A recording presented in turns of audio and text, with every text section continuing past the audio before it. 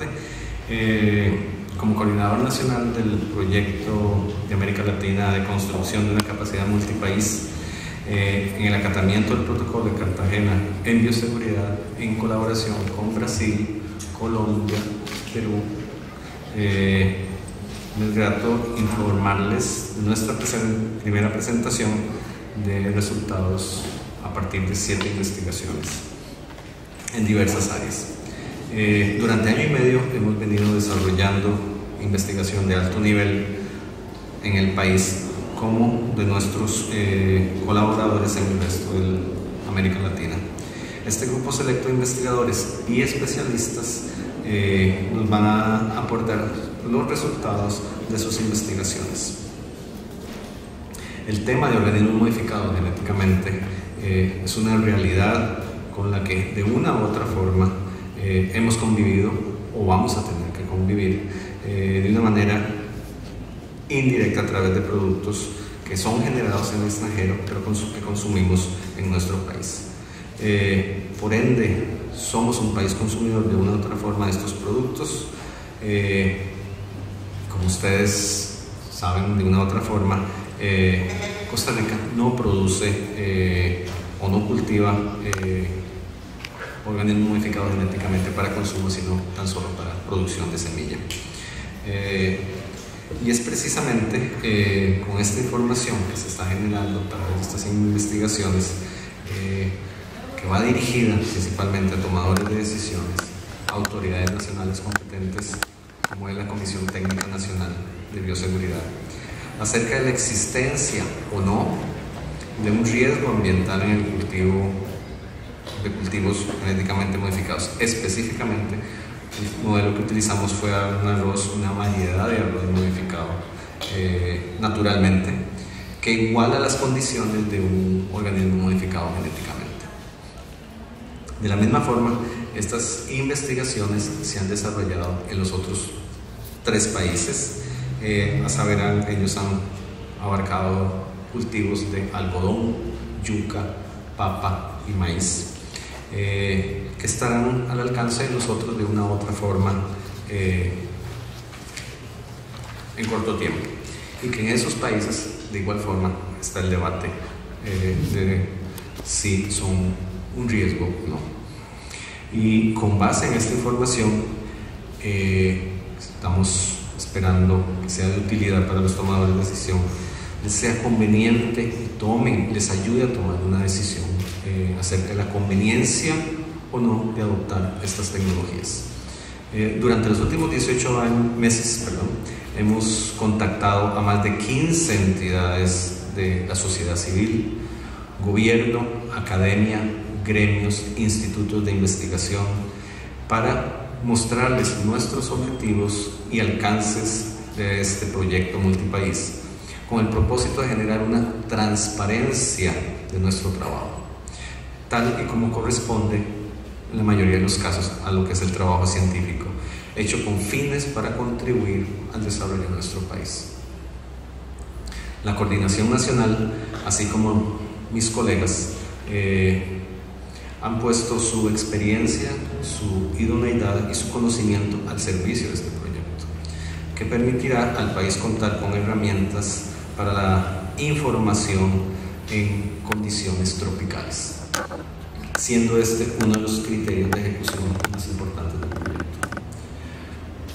De manera general, les cuento que el proyecto fue financiado por el GEF de las Naciones Unidas, coordinado por el Centro de Investigación Agronómica de Agronomía Tropical, CIER, de Colombia, y administrado por el Banco Mundial,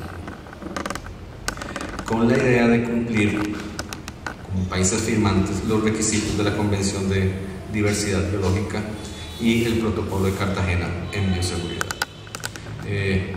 Esperamos que esta presentación, que reúne los resultados preliminares de los estudios que se presentarán de forma final en junio en Cartagena, Colombia, sea de utilidad para ustedes en sus respectivos campos, y que contribuyan de una u otra forma a la toma de decisiones de una manera informada.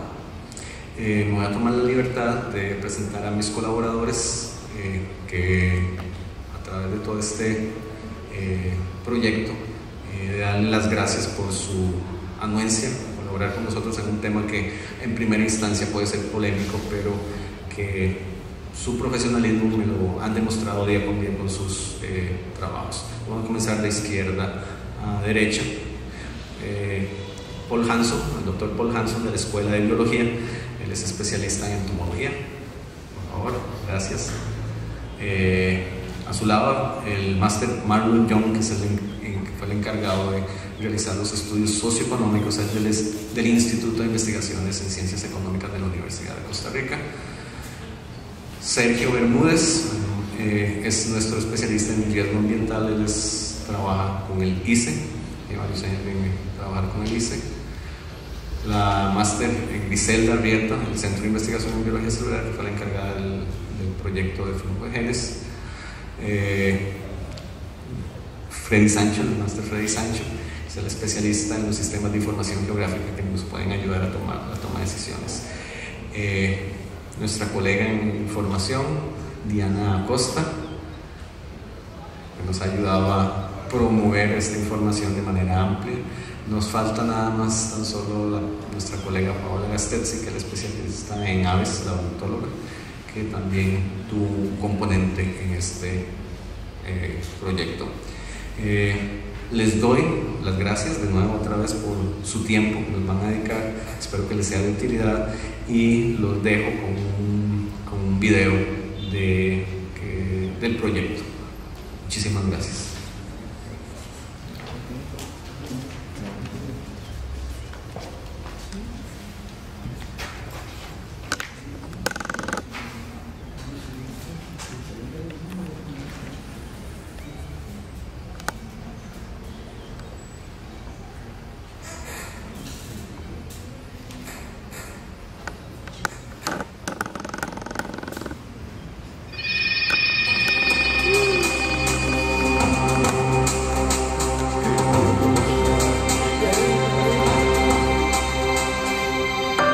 La naturaleza cambia, se renueva, evoluciona. Decenas de plantas alrededor del orbe se adaptan a las demandas del ambiente. En las últimas décadas, el ser humano ha copiado este trabajo de evolución de la naturaleza mediante las facilidades que brinda la ingeniería genética, la cual ha ayudado a mejorar la calidad de las plantas y hacerlas resistentes a enfermedades o plagas.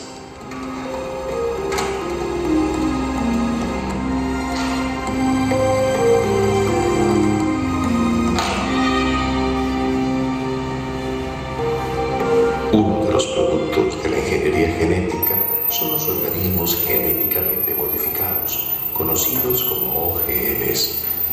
Estos organismos resultan de la inserción de uno o más genes en el genoma, que es el que almacena toda su información hereditaria de características y cualidades. Gracias a procesos de modificación genética, se han obtenido beneficios como la biofortificación en alimentos,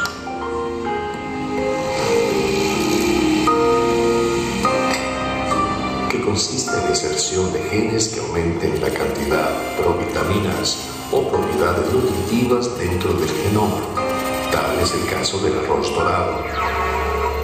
Otro uso de esta ingeniería genética se dio en la papaya, la cual fue modificada para hacerla resistente al virus de la mancha anular, que daña a la planta tanto como el fruto y ocasiona serias pérdidas a los productores.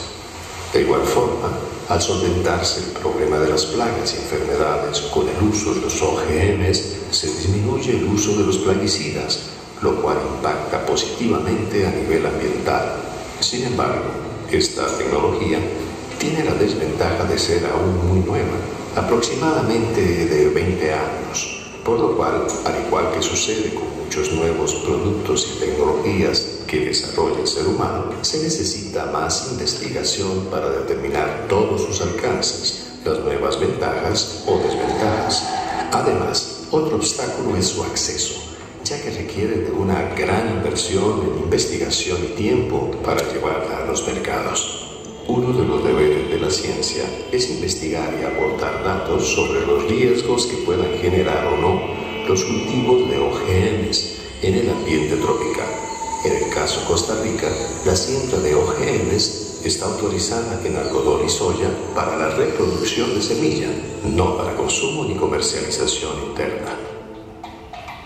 El proyecto Land Biosafety estudia el posible riesgo-beneficio ambiental producto del cultivo de OGMs en climas tropicales y se realiza simultáneamente en Costa Rica, Brasil, Colombia y Perú.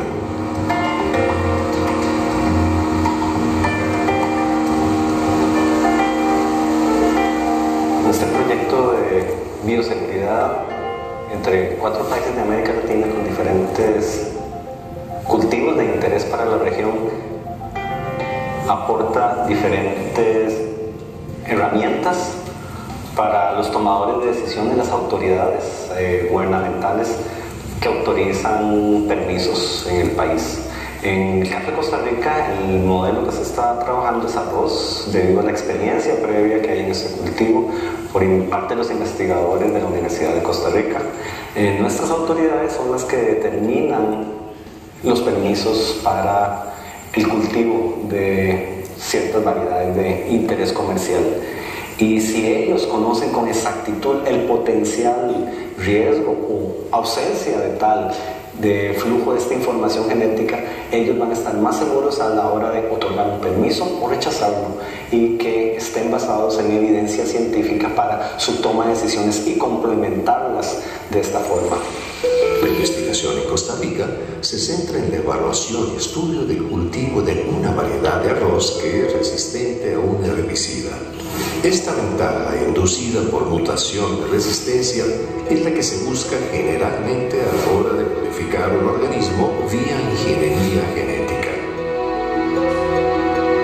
El trabajo que vamos a realizar es un estudio genético. Necesitamos identificar la composición genética de estas plantas en el humedal. Para eso necesitamos tomar muestras. Entonces lo que hacemos es lo siguiente: nosotros queremos comparar la planta madre con los hijitos, las semillitas que tiene cada una de las plantas. Entonces para eso primero tomamos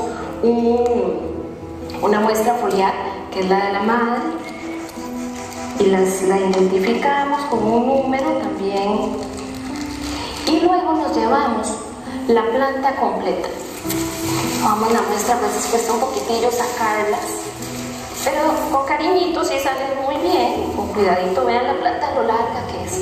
En realidad tomamos toda la planta y la llevamos al laboratorio, al invernadero, para permitir que la semilla termine de madurar. La investigación arrojará datos muy importantes, dado que nunca antes se había efectuado una similar en el país ni en países tropicales. Para determinar el impacto ambiental de este cultivo se estudian la capacidad de germinación de las semillas de arroz después del cultivo,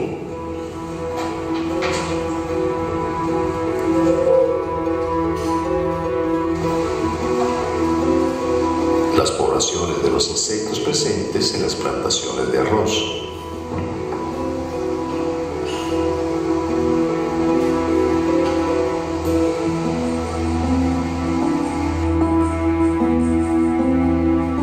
las aves acuáticas que habitan y transitan por plantaciones y humedales.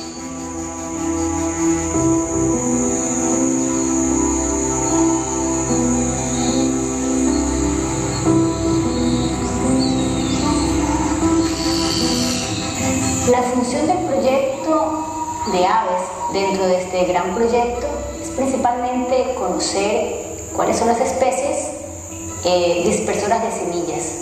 Tenemos muchas gramíneas silvestres en este lugar, grandes poblaciones, pero no se sabe a ciencia cierta qué es lo que está transportando semillas, si se diera el caso.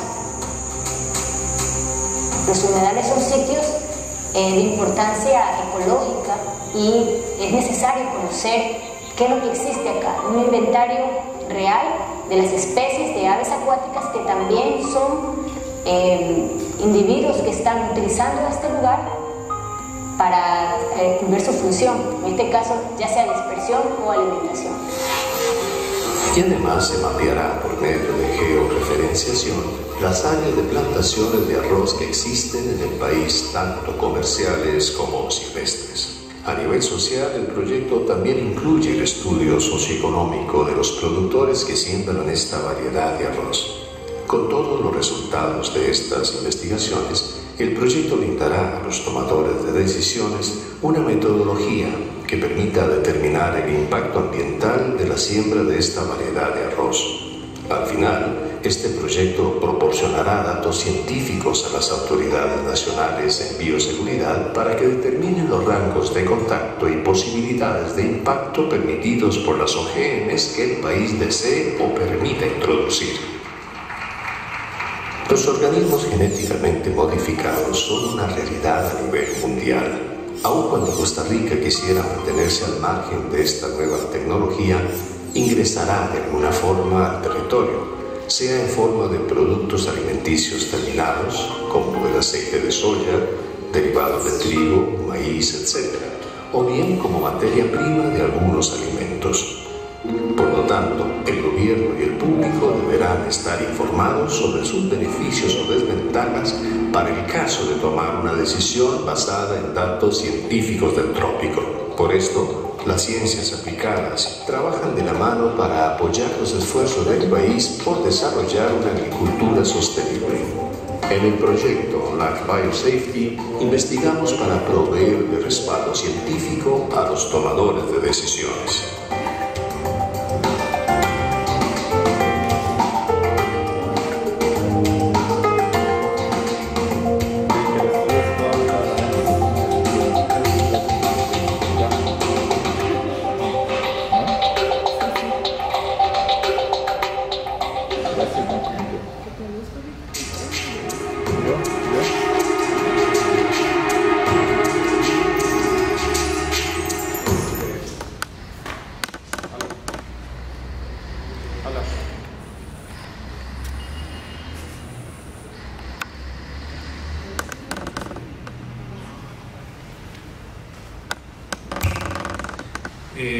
Tengo que pedir una disculpa, un grave error de mi parte.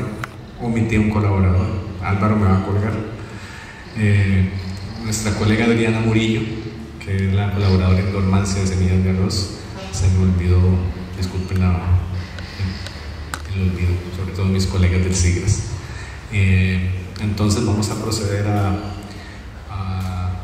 las presentaciones. Comenzamos con la máster Arrieta.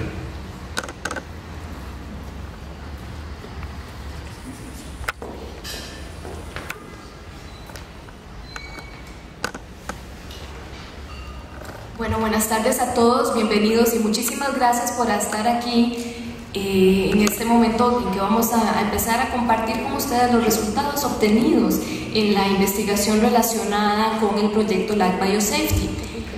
El proyecto en el que nosotros estuvimos trabajando es acerca del estudio de flujo de genes de una variedad cultivada de arroz hacia el arroz maleza y al arroz silvestre Oryza glumepatula.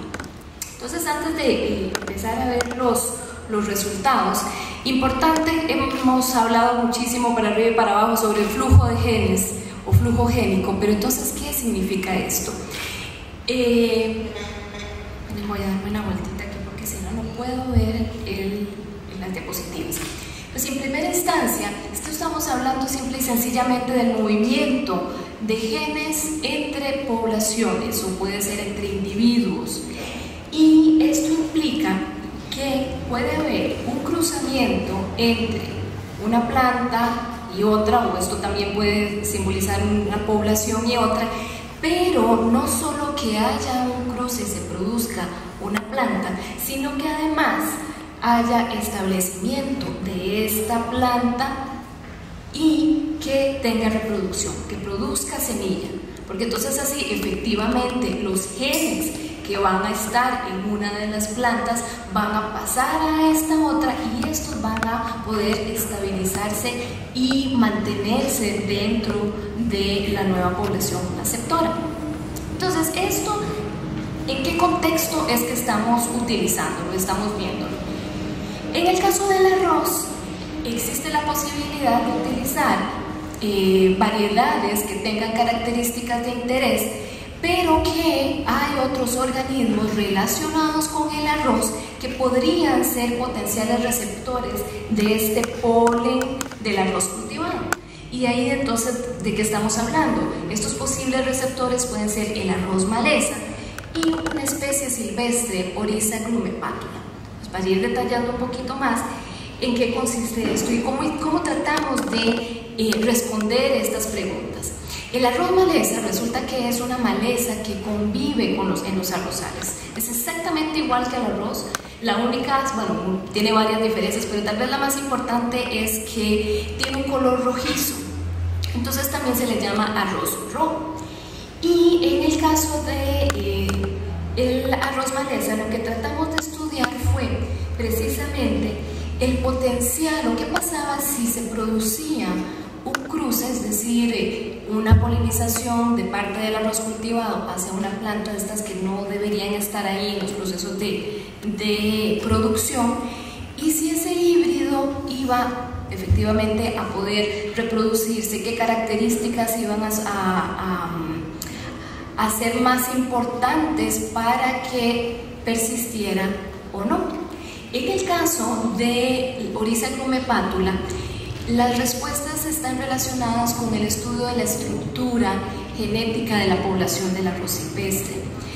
Vamos ahora entonces a detallar un poquito más qué hicimos en cada caso. En el primero, entonces hicimos unos cruces manuales. Nos trajimos las plantas al laboratorio y utilizamos germoplasma del arroz maleza. Aquí estos números representan plantas que están georreferenciadas. Nosotros sabemos exactamente en qué lugar, en qué fincas del país las recolectamos. Tenemos ya bastante información con respecto a ellas, por ejemplo, el porcentaje de hibridación que tienen con el arroz cultivado. Pero entonces hicimos estos cruces con las variedades resistentes a herbicida, con dos de las variedades que son una variedad resistente a herbicida, pero no fue generada por ingeniería genética, sino por una mutación. Pero para efectos prácticos y efectos del estudio de flujo de genes, esa característica es exactamente la misma. O sea, puede ser, independientemente de cómo se hizo, lo importante es ver si la resistencia a herbicida iba a cambiar algo en los híbridos. Y entonces, una vez que tuvimos las plantas, entonces hicimos una evaluación morfológica, que es nada más y nada menos que hacer mediciones de la planta para caracterizarla, ver su altura, número de tallos, producción de semilla. Hicimos más evaluaciones, por aquí les voy a presentar estas que son las más representativas. Obtuvimos entonces, vean, así es como se ven los híbridos una vez que se hace el cruce. Se toma el polen de una de las plantas de la planta del arroz cultivado y se poliniza la maleza. Sí. Perfecto, muchas gracias. Aquí estoy mejor. ¿Me escuchan? Sí. ¿Qué obtuvimos? Entonces, aquí lo que tenemos es el mismo desglose de la identificación de las plantas que les comenté anteriormente, las accesiones, su clasificación, si es más parecida al arroz cultivado o si se encuentra dentro de un grupo intermedio entre el arroz cultivado y otra especie silvestre, y el número de híbridos que obtuvimos. Aquí esta es una de las variedades y esta es otra. Las variedades son las plantas que se siembran y que se comercializan para producir y consumir el arroz, y en algunos casos ven que con esta obtuvimos 13 plantas y con la otra 0. En este caso también tenemos con otra planta 28 y 14. Este primer dato nos indica cómo hay diferencias en la producción de híbridos dependiendo de la variedad que se esté utilizando, más a nivel de compatibilidad. Pero en total esto fue lo que obtuvimos. En este caso 98 y 239 con la otra variedad. Una vez que tuvimos estos híbridos, entonces, esta no se ve muy bien. Utilizamos una técnica molecular, esta es un PCR que nos permite entonces, recuerden que hicimos el cruce con una variedad resistente al herbicida. Entonces, para rastrear la resistencia al herbicida, utilizamos una técnica que nos permite amplificar y ver en el ADN de estas plantas si está o no presente. Aquí estas banditas nos indican que sí, en estas dos plantas estaban y en estas también, estas rojas no lo tenían. Sin embargo, cuando hicimos la evaluación morfológica de estos morfotipos, aunque tuvieran o no tuvieran la resistencia al herbicida, ver los resultados que tenemos. Esto es altura y número de brotes. Altura estamos refiriéndonos a la medida que va desde la base de la planta hasta el tope de la panícula. Entonces aquí rápidamente lo que tenemos es la comparación. En rojo son los híbridos y en azul tenemos a la leña paterna y en verde a la madre. En este caso, entonces vean cómo es muy evidente, vemos un gran vigor en el primer híbrido. Las plantas todos son siempre mucho más grandes, incluso más altas que la variedad comercial, y se asemejan mucho más al arroz maleza. En el caso de los brotes, que ven el arroz tira un montón de tallitos, también tuvimos un resultado similar. Luego, cuando vemos un poco el crecimiento de estas plantas, estas son evaluaciones de altura a través del tiempo, vemos aquí los híbridos, miren, son los que están aquí arriba en azul y rojo, cómo a través del tiempo superan, crecen mucho más que las plantas paternas y la línea materna de los diferentes morfotipos. ¿Esto qué significa? Cuando vemos este tipo de gráficos, que en el campo efectivamente, si tenemos uno de estos híbridos y está creciendo al mismo tiempo que el arroz comercial, va a germinar antes y va a colonizar espacio, va a competir mucho más rápidamente que el cultivo por nutrientes, por agua, por también luz. Entonces esto lo va a hacer, y estas características son sin utilizar el herbicida, o sea, independientemente de que esté o no el herbicida. Vemos cómo las plantas tienen unas características que les permiten ser muchísimo más competitivas. En el otro caso, que es la parte del estudio hacia el arroz silvestre, resulta que en América tenemos 3 especies silvestres: Glume pátula, Oryza glume pátula, Oryza alta, Oryza latifolia y Grandiglumis. De estas 4, 3 están en Costa Rica localizadas, pero resulta que tienen el genoma, estas dos de acá, latifolia y Grandiglumis. Este CCDD indica que son genomas diferentes a las del arroz cultivado, que es un genoma AA. Vean, observen aquí que Oryza glume pátula tiene un genoma similar al de Oryza sativa. Entonces, por eso es que concentramos el estudio en esta especie silvestre, que está localizada en 2 poblaciones. Una en los Chiles, aquí arriba en el humedal del río Medio Queso, y otra en Guanacaste, el murciélago. Esta es una fotografía de cómo se ve el humedal, pero vieron en el video que se aprecia muchísimo mejor cómo están las plantas distribuidas a lo largo del río.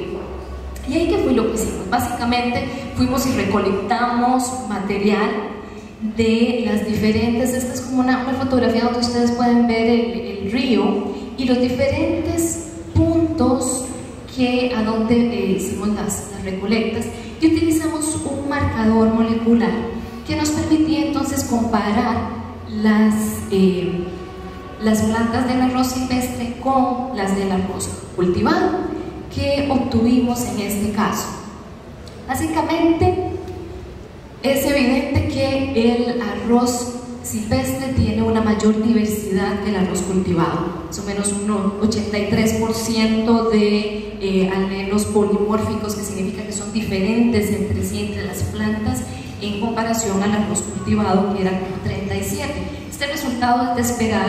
¿Por qué? Porque el arroz cultivado ha sufrido un proceso de mejoramiento, en donde lo que se pretende es homogenizarlo. ¿Para qué? Para que las plantas sean del mismo tamaño, floreen al mismo tiempo, produzcan semillas, se puedan cosechar todo al mismo tiempo. Entonces eso lo esperábamos. Y los índices de diversidad efectivamente pues nos indican que hay diferencias entre las dos especies y que hay una clara diferenciación entre ambas. Son el mismo género, pero especies diferentes y se diferencian. Ahora bien, cuando utilizamos o hicimos el análisis de la estructura génica de la especie silvestre, vimos que era débil o baja. ¿Esto qué significa? nosotros se puede hacer una relación entre la estructura génica de una población y el flujo de genes. Si por ejemplo entre las plantas hay flujo de genes, entonces muy probablemente esas dos plantas van a terminar pareciéndose, o la descendencia de estas plantas va a terminar pareciéndose. En cambio, si las dos plantas, los dos grupos de plantas están muy separadas y no hay flujo de genes, no hay cruzamiento, entonces estos dos grupos van a diferenciarse y van a tener una estructura muy diferente, una estructura alta. Entonces es ahí donde se hace la relación. Y pudimos entonces evidenciar un nivel significativo también de endogamia. Esto significa que las plantas de Oryza glumipatula se autopolinizan y que mucho de la estructura se debe a esta característica. Aquí este es un árbol, una representación gráfica de cómo entonces en el humedal se están relacionando aquí los diferentes grupos de Oryza glumipatula. Vean que no coinciden la localización en el río con la localización en el gráfico, y esto lo que nos indica es que independientemente de dónde estuvieran ubicadas estas plantas de Oryza glumipatula, había mucha similitud entre ellas y no hay efecto con la distancia para que éstas se diferenciaran. Ahora bien,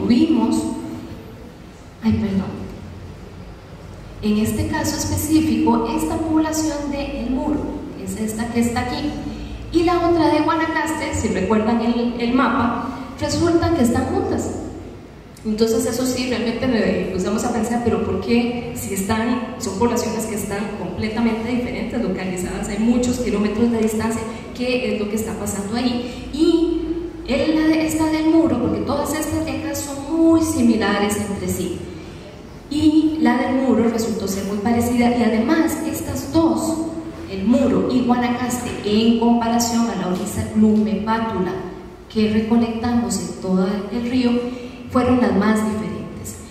Luego entonces se hizo un análisis con este programa, el Structure, para determinar entonces mezclas entre el arroz cultivado de Oryza glumipatula, y esto esta representación es básicamente la probabilidad de encontrar alelos que estén únicamente en glumipatula y la probabilidad de encontrar alelos que estén en las especies silvestres. Entonces lo verde, estos de acá, esto se corresponde a las variedades comerciales. Vean el montón de porcentaje, y aquí la barrita de alelos verdes corresponde a esto.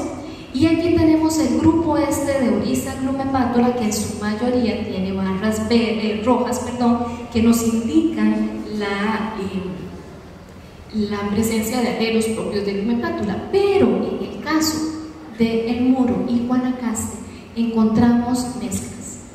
El 70% de los individuos que estaban ahí tenían tanto alelos de la especie comercial, de la variedad comercial, y también de glumipatula.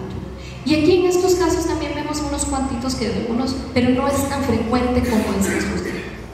Esto que nos indica que efectivamente pues hay una mezcla entre las dos especies, y que entonces este resultado desde el punto de vista de bioseguridad ambiental, recuerden que estos datos es para tomar decisiones si eventualmente se utiliza uno o una variedad que tenga alguna característica de interés para comercial, y ver qué efecto tendría o no sobre el arroz maleza o el arroz silvestre. Esto nos indica que hay que tener ciertas consideraciones importantes en relación a la utilización de variedades comerciales en las áreas en donde crece Oryza glumipatula. ¿Por qué? Porque ya es evidente la mezcla genética.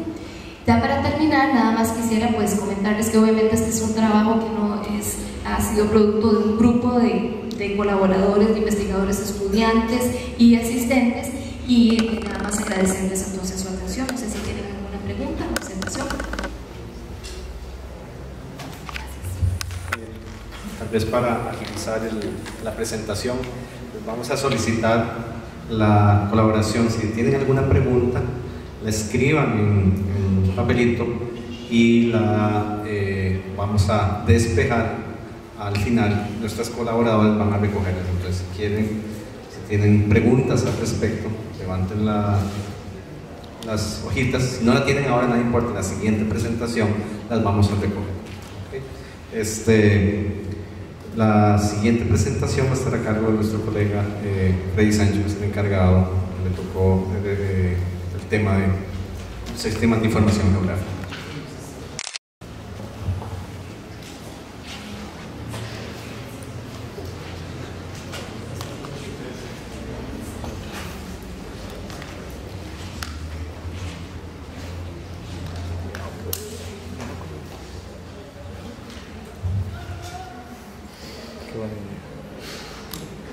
Entonces, concentrarme para no hablar con este y hablar con este.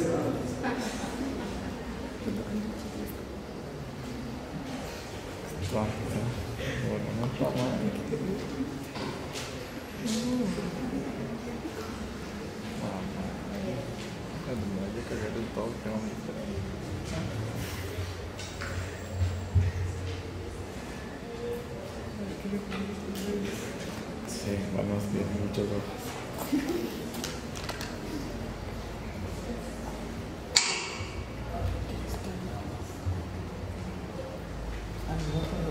Bueno, muchas gracias, Federico. Buenas noches a todos y gracias por su presencia, permitirme compartir la experiencia que tuvimos en este proyecto. Como lo mencionó el doctor Albert Tassi, a mí me correspondió trabajar con el uso de sistemas de información geográfica para tratar de definir áreas de riesgo de fluogenes entre plantas cultivadas y especies silvestres. Y en este caso en particular trabajamos con el cultivo del arroz.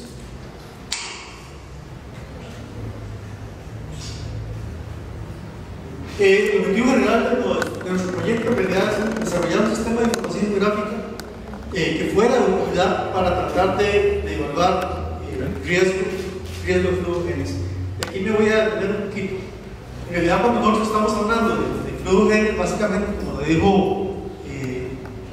Vicenta, quien me antecedió en su exposición, básicamente lo que estamos tratando es, mencionando es de fluogenes entre una variedad comercial y una especie silvestre. Una vez de que se ha producido eso, se tiene que producir un híbrido, ¿verdad? Pero para que realmente haya fluogenes, ese híbrido tiene que establecerse en el campo. O sea, tiene que producirse una cosa que nosotros conocemos como introgresión, es el establecimiento de una nueva por decirlo así, especie que se desarrolle en el campo. La otra cosa importante es que dentro de los términos del protocolo de Cartagena, nosotros estamos muy interesados en el término de bioseguridad en función de proteger las especies silvestres que se encuentran en cada uno de nuestros países, en función de mantener la biodiversidad. Pero tenemos que tener claro que la pérdida de biodiversidad ocurre en cualquier momento que nosotros desarrollamos agricultura. ¿Por qué? Porque lo que nosotros estamos haciendo es cogiendo un ecosistema donde hay millones de plantas y sembrando una planta, y de repente en un país, por ejemplo, podemos estar usando áreas inmensas, no solo con una planta, sino con 4 variedades o 5 variedades de esa planta. Piensen en lo que ocurre, por ejemplo, en Costa Rica con piña, ¿verdad? O lo que ocurre con banano, lo que ocurre con caña de azúcar, cualquier cultivo extensivo. Entonces, en realidad, en todos esos cultivos existe, de alguna manera, pérdida de biodiversidad. Sin embargo, no ha sido, digamos, la preocupación tan relevante, porque cuando hay fluogenes entre las especies cultivadas que estamos desarrollando y las especies nativas, lo que hay es flujo de genes dentro de un pool genético de la especie. Pero cuando estamos hablando de organismos genéticamente modificados, estamos cogiendo genes de una especie totalmente diferente, los estamos introduciendo a la especie en estudio, y de ahí podría ocurrir fluogenes. Entonces, por eso es que realmente es muy preocupante cuando hablamos del tema de fluogenes en el caso de organismos genéticamente modificados. Entonces, básicamente los objetivos de nuestro proyecto era elaborar una base de datos que yo referenciaba de la distribución de arroz cultivado y de las especies de oriza nativa. Este es el primer elemento para poder analizar riesgo. Y el otro, generar un esquema de uso de esas bases de datos que fueran de utilidad para la toma de decisiones, para que los tomadores de decisiones tuvieran otro criterio en relación con la adopción o no de cultivos genéticamente modificados. Entonces, la metodología que utilizamos básicamente consistió inicialmente en hacer mapeo de todas las áreas cultivadas de arroz comercial en el país. Entonces, durante la cosecha pasada hicimos un mapeo muy intensivo y básicamente lo hicimos midiendo fincas con GPS y con la ayuda de imágenes satelitales.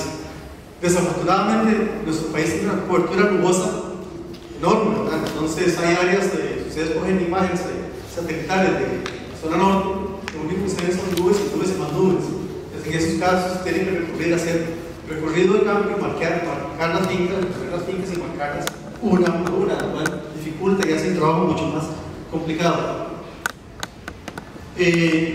También procedimos a hacer una distribución de las especies de arroz silvestre, y para eso utilizamos un modelo que ya vamos a discutir un poquito, les voy a mostrar un poquito sobre el modelo, que es el modelo que se conoce como el modelo de Maxent, que es un modelo de máxima entropía. Bueno, eso de máxima entropía es, digamos, máximo desorden, tratando de traducirlo al español.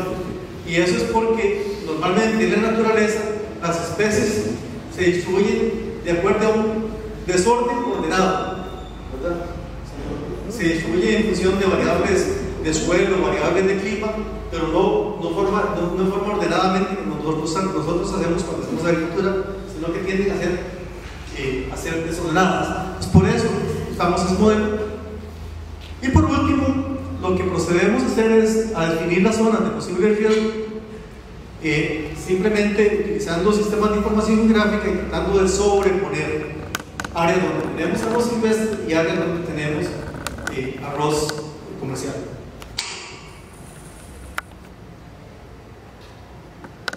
Para la metodología, ya les mencioné, en áreas donde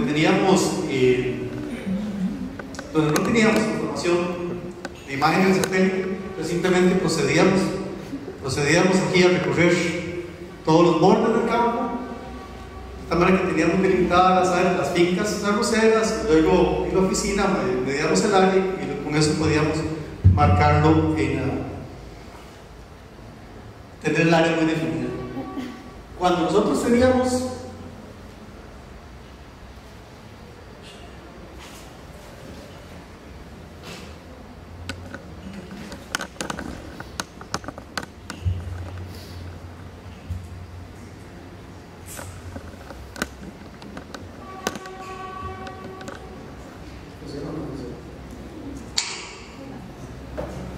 bueno, no funcionó. Y ese mapa básicamente lo que muestro es cómo, utilizando información que ustedes pueden ver en Google, por ejemplo, si ustedes se meten a imágenes a Google Earth, ustedes pueden coger cualquier región de Costa Rica en las que tienen buena cobertura y sin nubes, y pueden llegar a tener mucho detalle. Y la razón es porque, por ejemplo, en Google utiliza unas imágenes de un satélite que se conoce como el Eagle Bird, el ojo de águila. Y ese satélite nos da imágenes con una resolución de 1 metro. Son las imágenes comerciales que Google está poniendo. Nosotros, a través del proyecto, adquirimos una licencia para poder usar imágenes de ese satélite, y a partir de ahí podíamos tener imágenes con muy buena resolución y marcar las fincas arroceras. Al final de todo ese trabajo, que fue un trabajo muy tedioso, básicamente lo que logramos fue identificar las zonas arroceras en el país, y ese es un panorama, es un mapa del país donde muestra cuál es la cobertura del arroz. Ven que tenemos mucho arroz aquí en la zona de Guanacaste, básicamente todo lo que esta son la zona de Bagaces, donde está la soga y esos asentamientos, donde está la finca conocida como el Pelón de la Bajura. Tenemos mucho arroz también en la zona de Parrita y Quepos, En la zona sur tenemos arroz en Palmar y en Coto. Esas son las zonas arroceras principalmente en la costa pacífica. En la costa atlántica tenemos arroz en la zona de Pocosí, en el cantón de Pocosí, y este arroz se ha ido paulatinamente moviéndose debido a desplazamiento. Muchas de esas fincas ahora son usadas en producción de piña, entonces el arroz se ha ido moviendo de esta zona hacia los márgenes del río Sarapiquí. Por otro lado, también tenemos un incremento muy importante de producción de arroz en la zona norte, particularmente en Upala y los Chiles. Recordemos, bueno, que en estos momentos, por cierto, ya aparece en la Nación una publicación de que ya nos van a demandar ante la Organización Mundial del Comercio por el subsidio realmente que se le da a la producción de arroz. En función de los rendimientos, el rendimiento promedio de arroz anda por 3.8 toneladas por hectárea, ¿verdad? Y bueno, ya los compañeros que vean el tema económico van a mencionar un poco más de eso. Pero resulta que entonces todas estas áreas que han tenido expansión en los últimos tiempos tienden a ser áreas marginales, porque son áreas donde tenemos una alta nubosidad. El arroz debe tener buenos rendimientos, vamos a que tenga un buen agua, suelo con bastante agua, pero mucha luz. Y aquí hay muchas zonas donde prácticamente, digamos, la cantidad de horas sol al día es como 3 horas, 4 horas. Pero ese es el panorama en términos generales que tenemos sobre las áreas de producción de arroz en el país. En relación con la distribución de especies nativas o especies silvestres, afortunadamente en Costa Rica, en el año 2003, la Universidad de Costa Rica hizo una investigación sobre especies silvestres. Entonces teníamos esta publicación de Zamora, donde teníamos muy buena ubicación de las especies nativas y los datos de longitud y latitud. Entonces pudimos utilizar esa información. Si no hubiera sido así, nos hubiéramos tenido que ir a los viveros, al Museo Nacional, por ejemplo, y tratar de ver dónde podemos ubicar, tener datos de ubicación de especies. Entonces esta fue la base de datos que nosotros utilizamos para definir la ubicación de especies silvestres. Y a partir de aquí generamos un mapa. Esos puntillos que aparecen ahí son los puntillos donde están ubicadas las especies silvestres que se habían recolectado en el 2003. Fue la información básica que nosotros utilizamos. Y con esta información utilizamos un modelo, que es un modelo que se utiliza para, valga la redundancia, modelar la distribución de especies nativas o especies silvestres. Existen otros algoritmos matemáticos para modelar distribución de cultivo, ¿verdad? Pero son totalmente diferentes. El comportamiento del cultivo al comportamiento de una especie silvestre. Y en este caso utilizamos este modelo Maxent por dos razones básicas. La primera es que este modelo funciona bien cuando tenemos datos, un número de datos bajo. Por decirlo así, la mayoría de los modelos para que funcionen ocupan por lo menos 30 datos. Sin embargo, Maxent, con menos de 30 datos, ya genera resultados. Como lo mencionó el doctor Albertazzi, este proyecto se realiza también en otros países. Por ejemplo, se realiza en Brasil. Ustedes imaginarán que la cantidad de datos que tenían en Brasil para modelar sus especies eran miles, ¿verdad? Entonces, más bien ellos tuvieron que hacer una selección muy cuidadosa de esos datos. En el caso de Costa Rica es un país muy pequeño, entonces no teníamos una enorme cantidad de datos de distribución. Y la otra razón por la cual utilizamos el modelo es porque ha sido ampliamente utilizado para modelar la distribución de especies silvestres.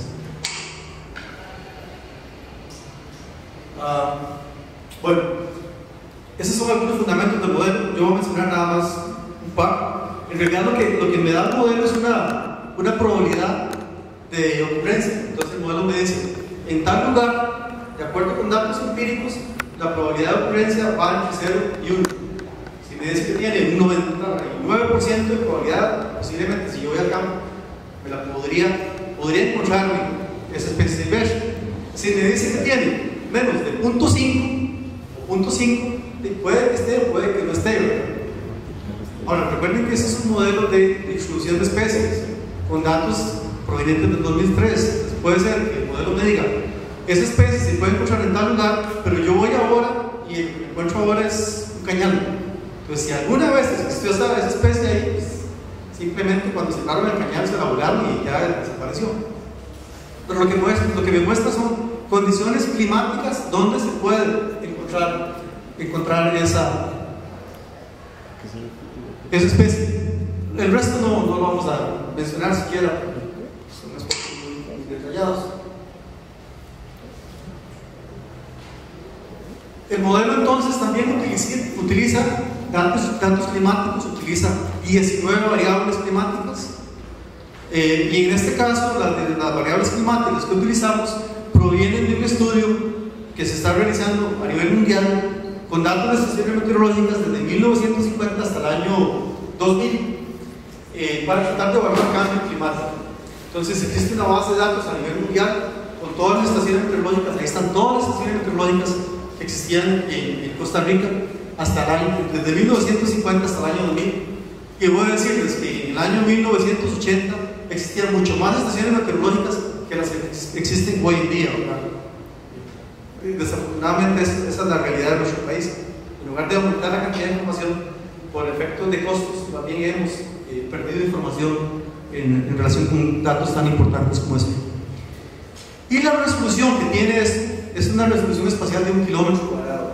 O sea que el cuadrito más pequeño que yo puedo dibujar en el mapa es de 1 kilómetro por 1 kilómetro, en función de datos climáticos. Para los datos de elevación, que también se utilizan en el modelo, trabajamos con los datos de elevación de un proyecto que se hizo también a nivel mundial, que lo hizo la NASA, montando un radar en el transbordador espacial Endeavour. Esto se hizo en el año 2000. Entonces, con ese radar se midió con gran exactitud todas las alturas de todas las partes del mundo. Entonces, existe información de ese tipo, y esta es la información que nosotros vamos a utilizar. Como los datos de aquí tenían una resolución espacial de 1 kilómetro, entonces nos obliga a que estos datos también tenemos que transformarlos para que tuvieran la misma resolución espacial de los datos de clima.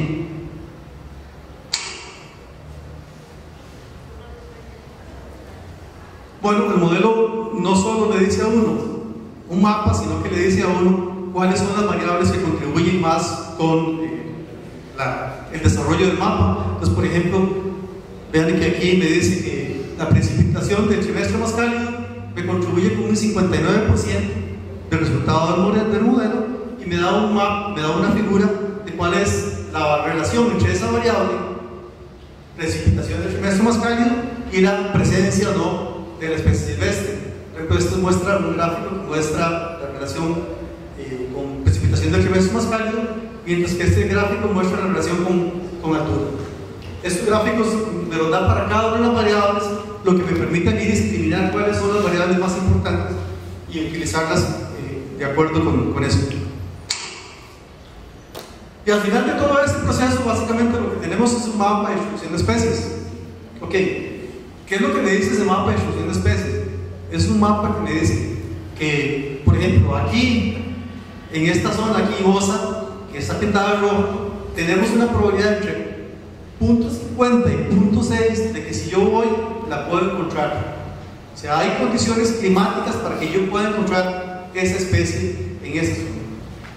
Vean que esta fue la distribución que obtuvimos para Orisa latifolia. Nosotros lo hicimos para todas las especies de Orisa que existen en el país, las silvestres.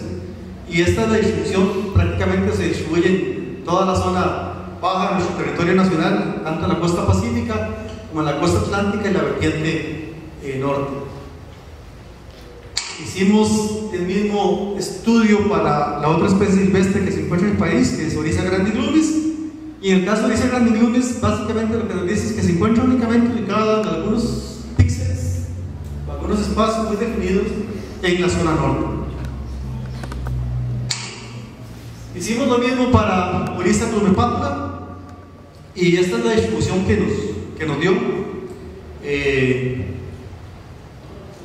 Vean que nos dice básicamente, la vamos a encontrar aquí alrededor de los chiles, nos muestra unos puntos aquí en esta zona que es la zona de Muelle de San Carlos, y aquí nos muestra algunos puntos alrededor de esta zona de Punta Arenas. Prácticamente nosotros, después de que hicimos este estudio, fuimos y recorrimos el campo de nuevo para verificar, y pues obviamente aquí no encontramos absolutamente ninguna evidencia de que existiera, ni aquí en esta zona de Muelle de San Carlos. Aquí esta zona está ya urbanizada, tiene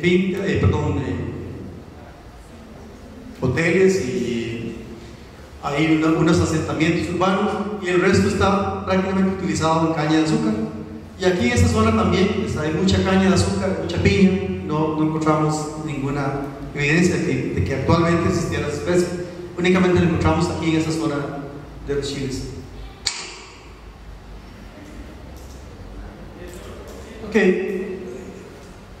de nuevo, el tema que nos interesa a nosotros es el tema de fluogenes. Entonces ya hicimos un estudio de distribución de especies, todas las especies inversas, pero cuando vemos la genética de las especies, resulta que dentro de los diferentes complejos que tiene el género Oryza, tenemos sativa, Oryza officinalis, Oryza granulata y Oryza ridley. En América encontramos, de estos nos encontramos en América. Y en el caso de Costa Rica encontramos a Oryza sativa, Oryza glumepátula, y por aquí también tenemos grandiclumis y latifolia. Pero como lo explicó Griselda, el genoma de estas es diploide AA, mientras que este es tetraploide CCDD. Entonces no hay ninguna posibilidad de que haya cruzamiento entre estas especies que pertenecen al complejo officinales y estas dos otras especies que pertenecen al complejo de Oryza sativa. Entonces, el estudio de riesgo básicamente nos dice que nosotros debemos centrar nuestra atención únicamente en Oryza glumepátula. Entonces, a partir de ahí, elaboramos una matriz muy sencilla, donde decimos, bueno, si yo tengo arroz cultivado y tengo Oryza glumepátula, puedo tener las siguientes categorías. Entre 0,50 nulo, entre 50 y 65% el riesgo es leve, entre 65 y 75 es moderado, y más de 75 tiende a ser un riesgo alto de que haya, vamos a ver, de que haya movimiento de polen entre una planta y otra. Ahora, podría ser que haya movimiento pero que no haya intromisión, ¿verdad? Entonces, ahí es un otro elemento que yo no estoy analizando. Los estudios se están haciendo en estos momentos en 6BCM. Por otro lado, si yo no tengo arroz cultivado, pues obviamente no va a tener ningún riesgo de ningún tipo en ninguno de los casos. Entonces, a partir de ahí hago una reclasificación de toda mi información, de todos esos mapas que tenía, y básicamente lo que me dice es que las áreas de riesgo, me voy a centrar en las áreas de riesgo alto, son estas rojas, el semáforo verde. Si está centrada a 2 o 3 píxeles que están aquí en el humedal de Medio Queso. Vean, este es el río Medio Queso, y esta zona que está marcada aquí entre celeste y este corresponde a toda esta zona se inunda, ¿verdad? Entonces básicamente lo que yo tengo es una población de glumepátula metida dentro del humedal. Esta es la zona de riesgo en sobreposición. Entonces yo trato de ampliar mi análisis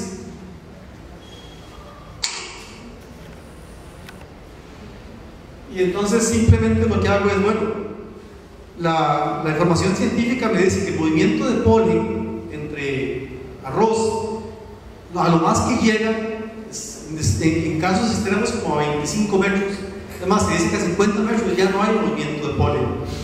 Entonces, ese es un factor a considerar. El otro factor que yo podría considerar para el fluogenes es movimiento de semillas. Y el movimiento de semillas, el único elemento que yo estoy considerando aquí es movimiento por agua. Porque podría ser, ahí va, coger semillitas, se echa la bolsa un baldoso y llega al humedal, ¿verdad? Pero eso no tenemos ninguna manera ni siquiera de simularlo, de modelarlo, ¿verdad? Desafortunadamente, muchas veces el movimiento de semillas se produce por la gente. Los mismos agricultores que mueven semillas de un lado a otro, pero no hay ninguna manera en este momento de modelar eso.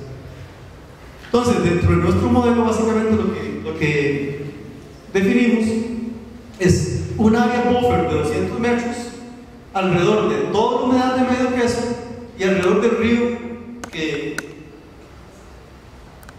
provee aguas a la humedad.